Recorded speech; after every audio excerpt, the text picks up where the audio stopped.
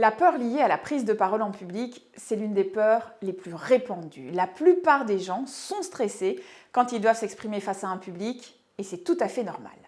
Mais vous le savez, c'est très important de bien communiquer, que ce soit dans des réunions de travail, lors de présentations devant des collègues ou des clients, ou encore à l'école lors d'un oral. Et j'ai souvent remarqué, lors de mes interviews, que beaucoup de personnes réalisaient un travail formidable, mais elles ne le mettaient pas suffisamment en valeur en communiquant de manière impactante dessus, souvent car elles ne sont pas à l'aise à l'oral. Alors pourquoi est-ce que l'on a peur? D'où vient ce stress quand on doit s'exprimer devant un groupe, devant un public? La première raison, c'est le manque d'habitude. La deuxième, c'est la peur du regard des autres, la peur du jugement. Qu'est-ce que l'on va penser de moi? Ce que je raconte est-il intéressant? Est-ce que l'on voit que je suis stressée?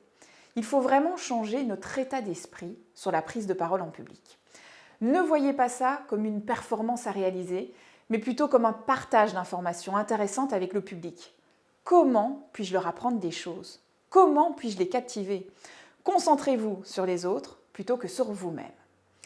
Enfin, la dernière raison, elle est liée à la première, c'est la nécessité d'apprendre à parler en public. Si vous n'avez jamais appris à faire du vélo, vous avez peur de monter sur un vélo, c'est tout à fait normal. Il ne faut pas croire que les gens qui sont à l'aise à l'oral le sont de façon innée. La prise de parole en public, ce n'est pas un don, ce n'est pas un talent, ça se travaille, ça s'apprend et tout le monde peut y arriver.